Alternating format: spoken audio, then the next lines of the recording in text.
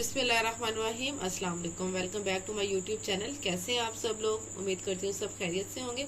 आज मैं आपके साथ बहुत ही अमेजिंग रेमेडी शेयर करने लगी हूँ खुश खांसी के लिए। जो खांसी हुई थी, बच्चों की खांसी जाती नहीं, आजकल मौसम भी बहुत ज्यादा चेंज हो रहा है।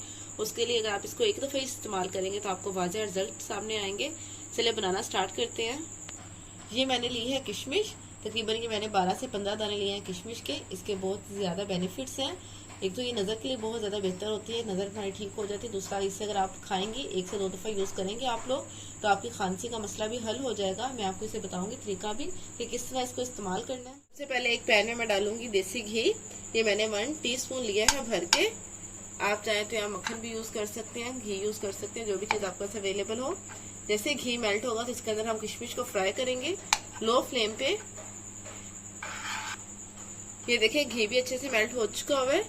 किशमिश हम ऐड करेंगे और इनको हम फ्राई करेंगे इस घी के अंदर बिल्कुल लो फ्लेम पे। और मैं आपको इसको यूज करने का तरीका भी बता देती हूँ।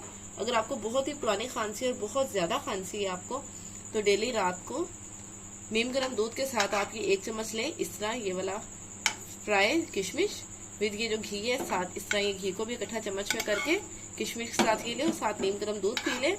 आप 3 से 4 दफा यूज करेंगे, खांसी खत्म हो जाएगी।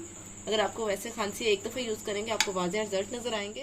रात को सोने से पहले खाना वगैरह खा के इसको आप लें, साथ नीम गर्म दूध पी लें, तो बस आपकी खांसी दूर हो जाएगी। ये देखें किशमिश भी अच्छे से फ्राई हो रही है। बस इसे हम हल्का सा और फ्राई करेंगे और उसके बाद इसका फ्लेम ऑफ कर देंगे। अगर आपको ये मेरी आज की रेमेडी अच्छी लगी हो तो मेरे चैनल को लाइक, सब्सक्राइब एंड शेयर कर दीजिएगा।